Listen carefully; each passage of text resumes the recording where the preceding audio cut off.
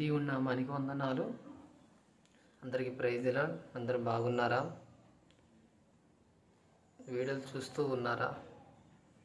లేఖన భాగంలో నుంచి చూస్తున్న ప్రతి మాటలు కూడా మీరు అనేకమైన బిడ్డలకి షేర్ చేస్తూ ఉన్నారు, నేను నమ్ముతూ ఉన్నాను.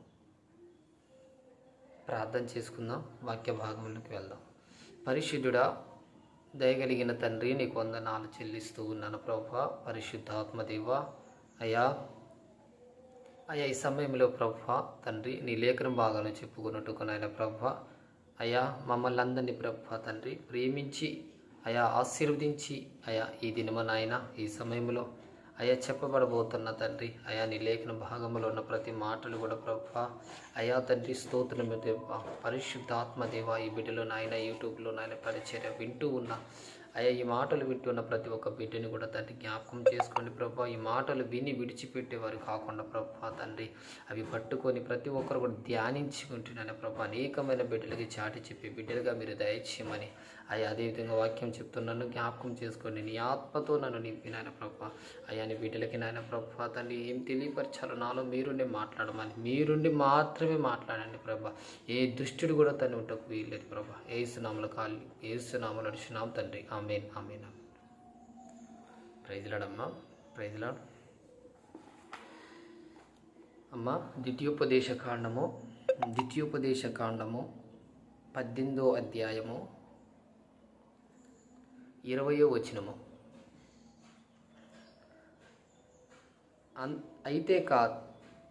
అంతేకాదు ఏ ప్రవక్తయు అహంకారము పూని నేను చెప్పమని తనకు ఆజ్ఞాపించని మాటను నా నామమున చొప్పును ఇతర దేవతల నామమున చొప్పును ఆ ప్రవక్తయు చావలెను. మరియు ఏదో ఒక మాట యెహోవా చెప్పినదని కాదని మేమెట్లా తెలుసుకున్నామని మీరు అనుకునిన వెడల ప్రవక్తయు యెహోవా నామమున చెప్పినప్పుడును ఆ మాట జరగక పోయిన వెడల, ఎన్నడూను నెరవేరకపోయిన ఎడల అది యెహోవా చెప్పిన మాట కాదు. ఆ ప్రవక్తయు అహంకారము చేతనే దాన్ని చెప్పానని కనుక దానికి భయపడవద్దు.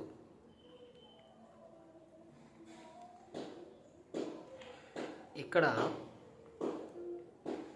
అంటే సేవకుల నిమిత్తము, ప్రవక్తలు అని చెప్పుకుంటున్న వారి నిమిత్తము దేవుడు ఇక్కడ తెలియపరుస్తూ ఉన్నాడు. ఒక మాట చెప్తున్నా, ఇది నా సొంతంగా అయితే నేను చెప్పేది అయితే కాదు. ఇది ఎవరి మీద నాకు కోపము లేదు, ఎవరి మీద ఏదో నేను ఎవరినో టార్గెట్ చేసి కూడా నేను చెప్పట్లేదు. నాకు తెలియపరిచిన ప్రతి మాట కూడా నేను మీకు తెలియపరుస్తున్నాను. సరే, మీరు ఇది విన్నారో లేదో నాకు తెలియదు, వినే ఉంటారు. ఎందుకంటే ప్రతి ఒక్కరు కూడా ఇప్పుడు అందరూ ఇలాంటి వింటూనే ఉన్నారు.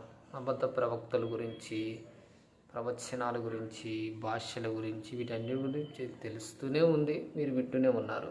సరే, ఒక మాటగా దేవుని మాటగా నా మాటలు కూడా వినండి.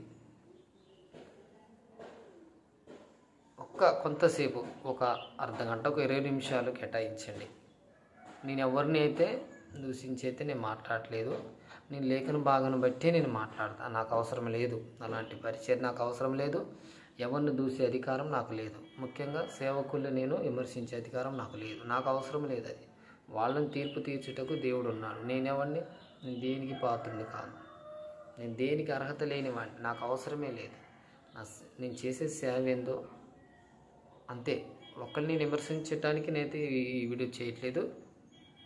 ఓన్లీ ఇది అనేకమైన బిడ్డలకి షేర్ కావాలి, వెళ్ళాలి. తెలిసి తెలియని వెళ్తున్న బిడ్డలు ఎక్కడైనా అలా ఉన్నారేమో అని తెలుసుకోమని చెప్పటానికి ఈ వాక్యము.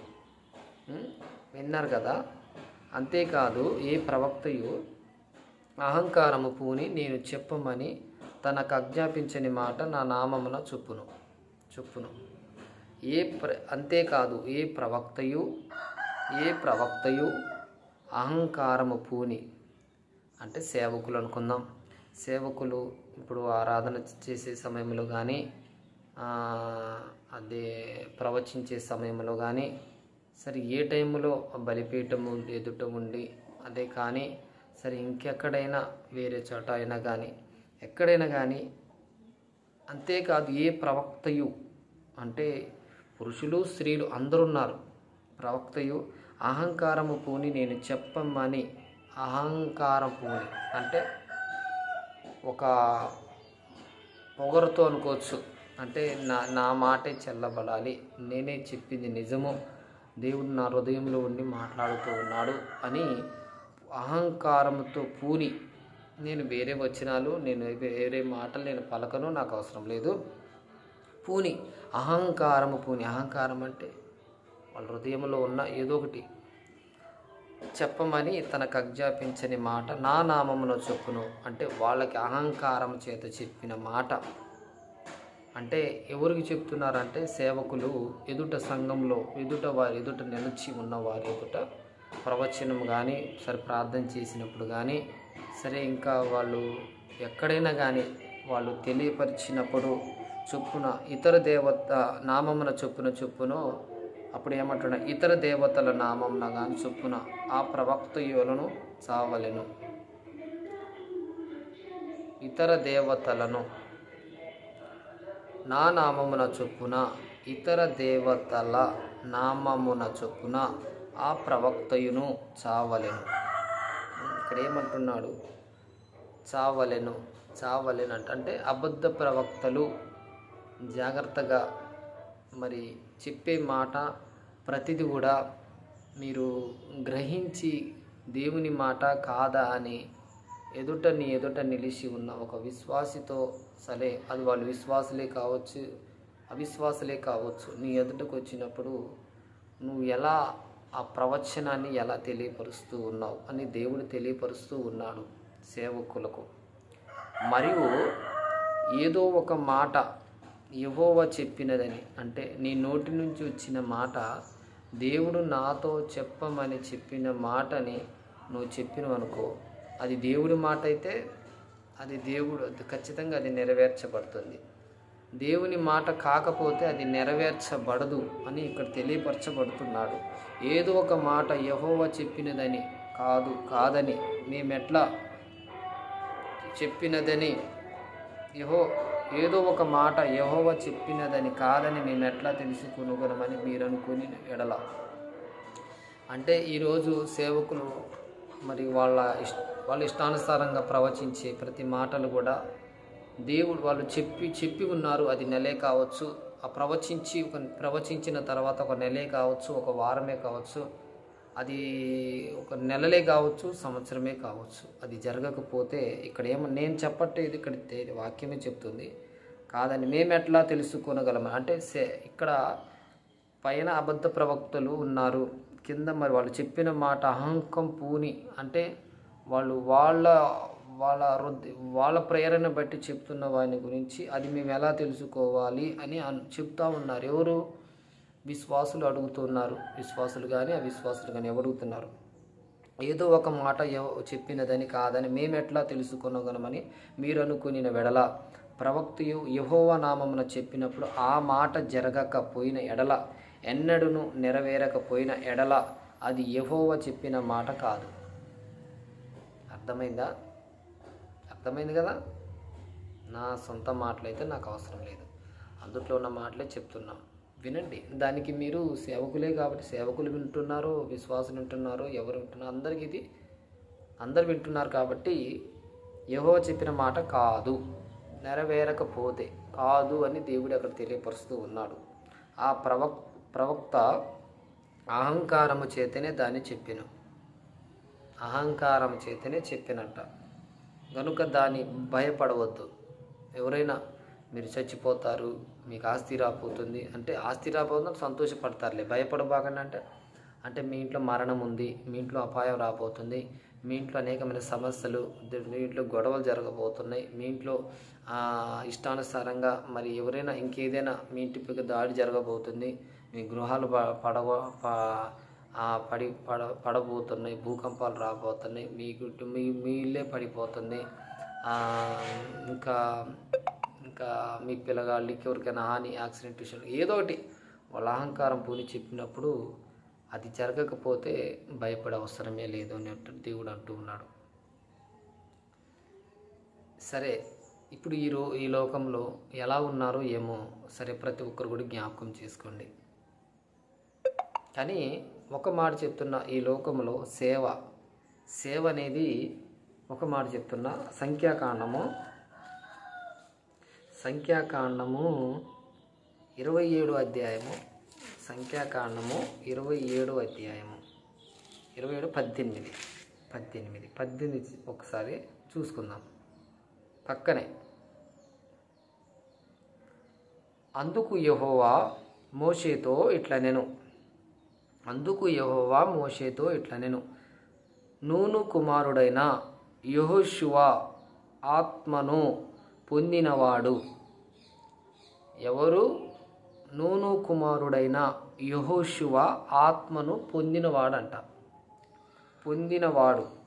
నీవు అతనిని తీసుకొని అతని మీద నీ చెయ్యి ఉంచి.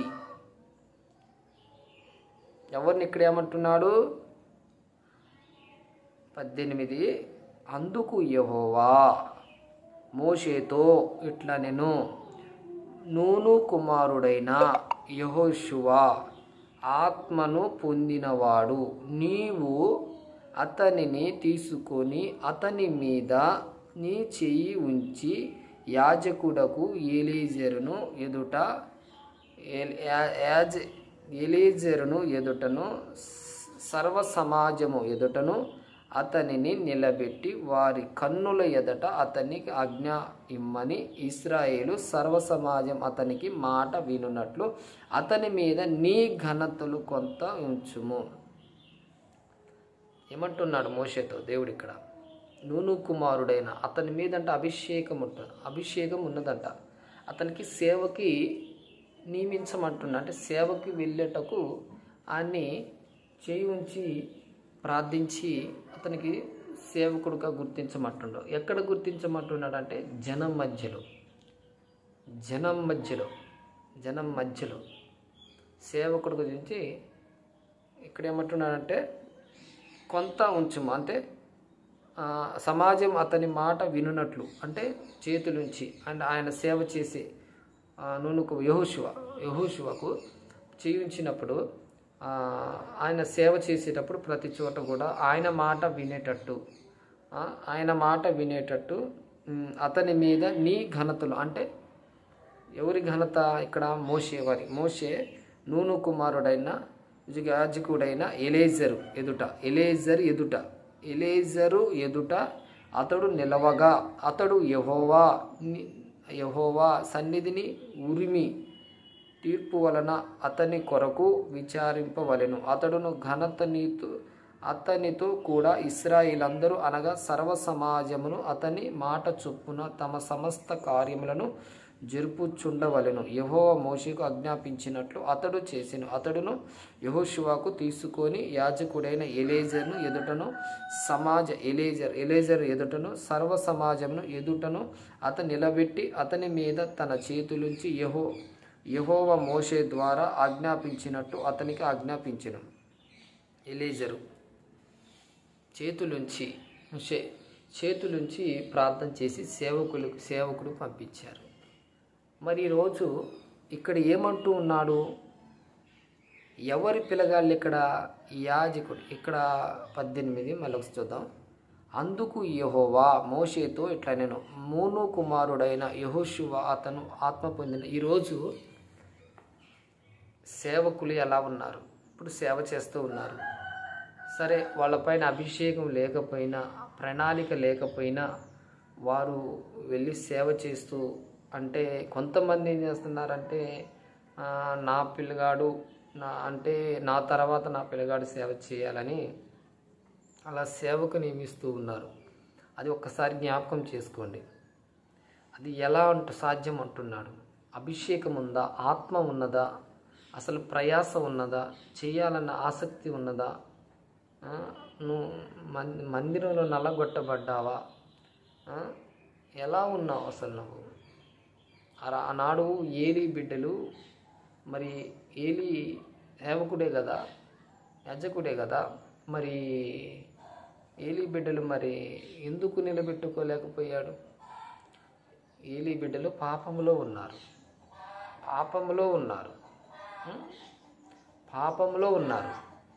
దేవుడు మరి ఏలి నిలబెట్టవచ్చు కదా, వాళ్ళకి ఆ మాట ఈ మాట చెప్పి నిలబెట్టుకోలేదు. దావీదు బిడ్డలు వాళ్ళు పాపంలోనే ఉన్నారు, వేరే ఆలోచన కలిగి ఉన్నారు,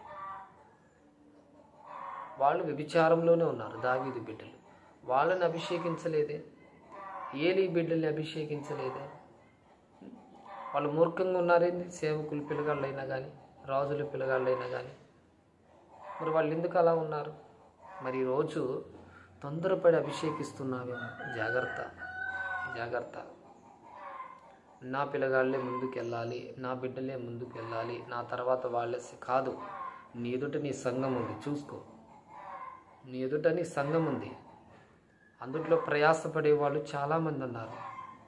వాళ్ళ వైపు చూసి అప్పుడు నిర్ణయం తీసుకో, అంతేలే. కానీ నా బిడ్డలే సేవకులు కావాలన్నది అది తప్పది, అది ముందుకు నడవదు. అది ఆత్మ నడిపింపు ఉండదు. నువ్వు బలిపీఠం దగ్గర ఎక్కి నిలబెట్టి నువ్వు వాక్యం చెప్తున్నా కానీ ఆత్మ నడిపింపబడదు. అది నీ చిత్తము కాబట్టి. దేవుని చిత్తం అయితే నడిపింపబడుతుంది. నీ చిత్తం ఉంటే ఖచ్చితంగా అది నిలబడదు. దేవుని చిత్తం ఉంటే ఖచ్చితంగా నిలబడతా ఉంటుంది. నేను ఎవరిని దూషించి నేను అనట్లేదు. ఇక్కడ ఉన్నది నాకు నేను తెలియపరుస్తూ ఉన్నాను అంతే. నేను ఎవరితోనూ నాకు గొడవ అవసరం లేదు. ద్వితీయోపదేశ కాండంలో వాక్యం ద్వారానే చెప్తున్నా, ఇక్కడ కూడా వాక్యం ద్వారానే నేను చెప్తా ఉన్నాను. నాకు ఎవరిని విమర్శన చేయడం నాకు అవసరం లేదు. వారి పిల్లల విషయంలో జాగ్రత్త కలిగి ఉండండి అంతే. సేవకి పంపించాలా లేదా అనేది చూసుకోండి, అంతేలే. కానీ చాలా విశ్వాసం కలిగి ఎదురు చూస్తూ ఉన్నాడేమో నీ ఎదుట, నీ సంఘములో ఎన్నో 10 సంవత్సరాల నుంచి పడి ఉన్నాడేమో, 20 సంవత్సరాల నుంచి పడి ఉన్నాడేమో, 5 సంవత్సరాల నుంచి పడి ఉన్నాడేమో, సేవ చేస్తూ పని చేస్తూ ఉన్నాడేమో నీ మందిరంలో. జ్ఞాపకం చేసుకో. నీ కనుచూపు అటు దావీదును, ఎలా గొర్రెలు కాసుకునే దావీదుని శ్రమ పడుతూ ఉన్నాడు. ఆయన సేవలో కూడా ఇంకా లేడు. దేవుని సితార వాయించుకుంటూ, ఆటల చేత పొలాల గట్టులెమ్మటి గుర్రెలు కాచుకుంటూ ఇష్టంగా బతికాడు దేవుడి పట్ల. కానీ వారిని ఎవరిని పిలుచుకోలేదు. దేవుడు అతన్నే పిలుచుకున్నాడు. అతన్ని మీరెవ్వరూ కాదు. అతను తల్లిదండ్రులు ఏమన్నారు? వాడు దేనికి పనికిరాడు. వాడిని దేవుడు పిలుచుకున్నాడు. దేవుని పనికిరాని వాడే పిలుచుకుంటున్నాడు దేవుడు ఈ రోజుల్లో. అహంకారం చేత పూనుకొని నీవు ఇష్టానుసారంగా తిరుగులాడుతూ ఉంటే, చిన్న కొద్దిగులోని నమ్మకం ఉన్నోడిని దేవుడు ఖచ్చితంగా పిలుచుకుంటాడు. జాగ్రత్త కలిగి విచారించుకుంటూ ప్రతి విషయంలో కలిగి ఉండండి. నేను ఎవరిని ఇక్కడ విమర్శించి మాట్లాడలేదు. ఇది మీరు చదువుకున్నది మీకు అర్థమవుతుంది. దానికి అర్థము మీకు అర్థమవుతుంది. అక్కడ నేనేమైనా అబద్ధం చెప్పానా లేదా అనేది కాదు. అక్కడ దేవుడు వాక్యమే అవపడుతుంది. జాగ్రత్తగా ఆశ కలిగి నీ ఎదుట నిలిచి ఉన్నారేమో, సేవ చేయాలని, పరిచర్య చేయాలని ఆశపడి ఉన్నారేమో. చూడు, నీ కనుచూపు సేవకుడా ఎవరైనా కానీ మాట్లాడు. ప్రయాసం ఉందేమో, అతని కొరకు ప్రార్థన చేయి. నీ ఎదుటకు వచ్చి దర్శనములు కానీ, కళలు కానీ, వాక్యం ద్వారా కానీ దేవుడు మాట్లాడుతున్నాడని చెప్తూ ఉన్నారేమో భావములన్నీ. మరి ఆ రోజు ఆ చెప్పిన మాటలని నువ్వు పట్టించుకోవట్లేదేమో. సేవకుడా, మరి నీ ఎదుట వచ్చిన సంఘము, నీ ఎదుట నిలబెట్టిన నువ్వు ఇన్ని రోజులుగా కాపాడుకుంటున్న నీ సంఘములో నుంచి ఒక సేవకుడుగా ఒక అభిషేకించి నువ్వు పంపించే బాధ్యత నీకు ఉన్నది కదా. దేవుడు ఎందుకు పంపించాడు? బయటికి పంపించాడా? ఆయన వెనకనే నిలబెట్టుకుని ఉన్నాడా? ఇద్దరిని ఎందుకు పంపించాడు? శిష్యులు ఎందుకు ఏర్పాటు చేసుకున్నాడు? 70 మంది శిష్యుల్ని ఎందుకు ఏర్పాటు చేసుకున్నాడు? 11 మంది శిష్యుల్ని 12 మంది శిష్యుల్ని ఎందుకు ఏర్పాటు చేసుకున్నాడు? వాళ్ళందరినీ ఎందుకు పంపించాడు సేవకి? మీరు వెళ్ళండి, నేను ఉంటానని చెప్పిండు. మీరు ప్రార్థన చేయండి, పరిచర్య చేయండి, మీరు వెళ్ళిన చోట మీ వెనకాలే నేను ఉంటాను, నా మాటలు బోధించండి, ఆ మాటల్లో నేను ఉంటానని చెప్పిండు. మరి ఈరోజు ఒకరిని ఎదుటికి వచ్చి సేవ చేయాలి అని నేను ఆశపడుతుంటే నువ్వు ఎందుకు అణచికొడుతున్నావు? అవకాశం లేదా? నీ ఎదుటగా వాళ్ళు ఎప్పుడు నీ ఎదుట ఉండవలసిందేనా? సేవ చేయాలన్న ఆశ వాళ్ళకు ఉండదా? ఒక 10,000 జనాభా, ఒక 5,000 జనాభా, ఒక 3,000 జనాభా, 4,000 జనాభా నీ ఎదుట నిలిచి ఉన్నారే, అందుట్లో దేవుడి పనికొచ్చేవాళ్ళు లేడా? నువ్వు మోసపోతున్నావు అంతే. సేవకుడా, నువ్వు మోసపోతున్నావు. అర్థం చేసుకో, అన్నిటిని అర్థం చేసుకో. నువ్వు సేవకుడుగా నిన్ను నేను విమర్శించటకు నాకు అర్హత లేదు. దేవుడే చూసుకుంటాడు. మోసకరిగిన సేవ ముందుకు వెళ్ళదు. ఎన్నో ఆటంకాలు కలుగుతూనే ఉంటాయి. నేను సేవ చేస్తున్నానే, ఉపవాసాలు ఉంటున్నానే, చాలా ప్రార్థన చేస్తూ ఉన్నానే, నేను సువార్త ప్రకటిస్తున్నాను, అనేకమైన గ్రామానికి వెళుతూ ఉన్నానే అని అనుకోవచ్చు. కానీ జాగ్రత్త కలిగి ఆ సువార్త నేను చేసేది కరెక్ట్గా ఉన్నదా లేదా, నా వెనుకున్న వాళ్ళు కరెక్ట్గా చేస్తున్నారా లేదా, నా ముందున్న వారు చేస్తున్నారా లేదా, అసలు సేవ ఎలా నడుస్తుంది అని నువ్వు చూడాలి. ఆ బాధ్యత నీకు ఉంది. నువ్వు వాళ్ళకి అందరికీ పని ఒప్పచెప్పి ఉంటే వాళ్ళు ఎలా చేస్తున్నారు, వచ్చిన వారికి ఎలా, అసలు వాళ్ళు ఏ విధంగా వాళ్ళు వచ్చిన వాళ్ళతో ఎలా ప్రవర్తిస్తూ ఉన్నారు అనేకమైన విషయంలో కానీ, మరి ఎందుకు అలా ఉంటే ఎట్లా? పని ఒప్పచెప్పి ఉన్నారంటే వారు ఎలా నమ్మకంగా ఉండాలి? తిరస్కరించిన మాటలు మాట్లాడుతూ మందిర విషయంలో అందరికీ అవమానకరంగా ఉంటా ఉంది. మరి అలా ఉండటం వల్ల ఏమైనా ప్రయోగమా అంటే వచ్చేవాళ్ళు కూడా రారు.